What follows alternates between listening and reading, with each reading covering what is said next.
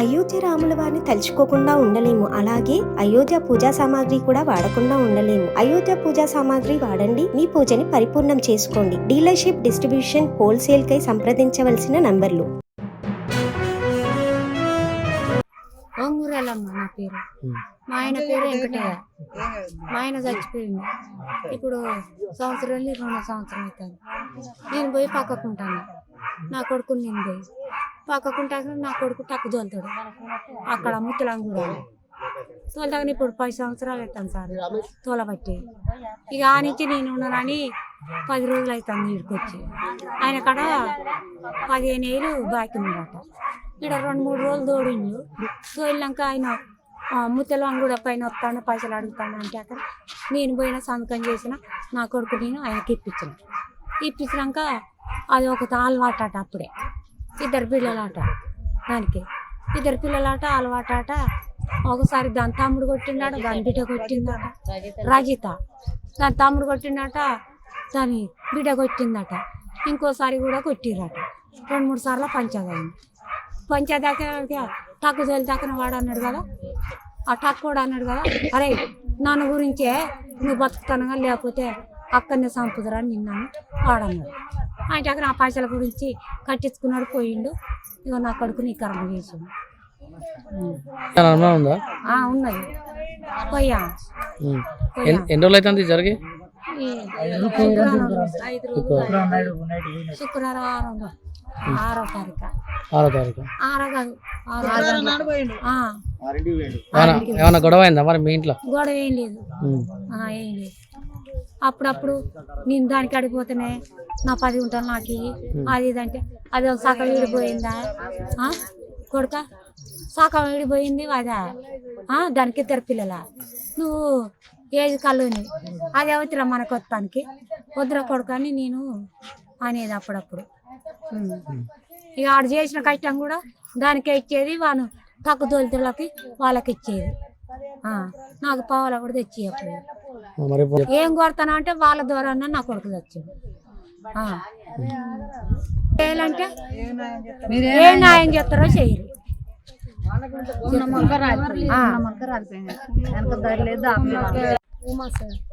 ఇంతకుముందు కూడా గొడవ ఒక 2-3 సార్లు జరిగింది సార్. కొట్టిండ్రు. మేము కూడా మా తమ్ముని తీసుకొని అటు మొబ్బాలు తీసుకుపోయినాం. ఒక రోజు ఉంచుకున్నాం.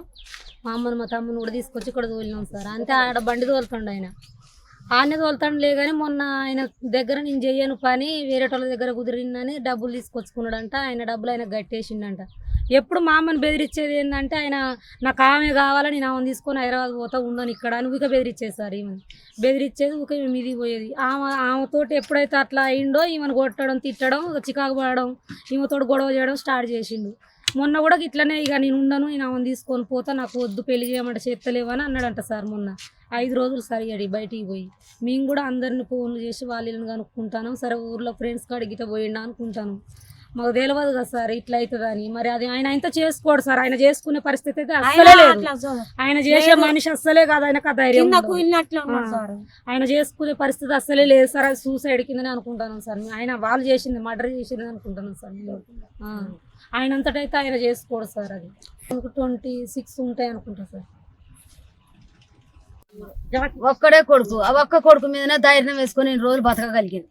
ఆమె ఇండ్లు లేకున్నా వేరేటోళ్ళు ఇంట్లో ఉంటాను ఉన్నగాడ మొలకను పెట్టుకుని ఆయన కన్న కష్టాలు పడి కూలి ఆయన చేసింది 1 రూపాయి ఇవ్వకపోయేది. ఈమె కష్టం చేసి ఆ కొడుకుని చదువుకున్నది. ఆ కొడుకుని చదువుకున్నది తీరా నోటికాడికి వచ్చారు కొడుకుని భంగం చేసి తీసుకొచ్చాడు గట్టి. అది ఎట్టా దాని పరిస్థితి ఏందో మీరే న్యాయం చేయాలి. మండలం ఎస్సీ కాలనీ. మన శుక్రవారం రోజు వాళ్ళ ఇంటి దగ్గర వాళ్ళ అమ్మతోని చిన్నగా లొల్లి పెట్టుకున్నాడు. ఆ లొల్లి దేనికి రాని వాళ్ళ అమ్మ అడిగితే నాకు ఒక అమ్మాయి ఉన్నది, ఇప్పుడు అమ్మాయి కావాలి, 10 గుంటలు రాసిస్తే వస్తానంటుందని వాళ్ళ అమ్మని కొట్టడం జరిగింది, తిట్టడం జరిగింది. ఆ నైట్ పోయిన మనిషి ఇంతవరకు ఏడ ఫోన్ చేసినా మన దగ్గర ఫోన్ లేదు, ఏడ ఫోన్ చేసినా రాలేదు అందరు అన్నారు. ఇవాడికి 5 రోజులు.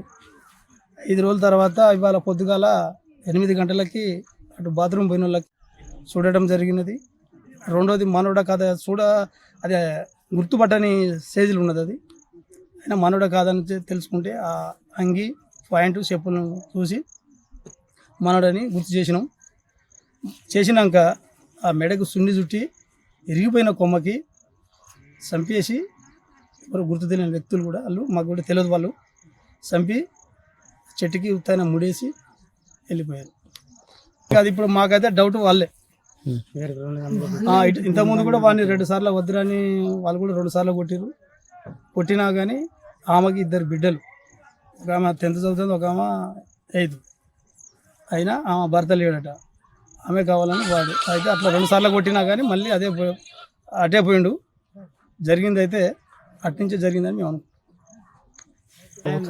న్యాయం జరగాలి, వానికి చచ్చిపోయిన కుటుంబానికి న్యాయం జరగాలి, వాళ్ళ మీద చర్య తీసుకొని వాళ్ళకి న్యాయం జరగాలి.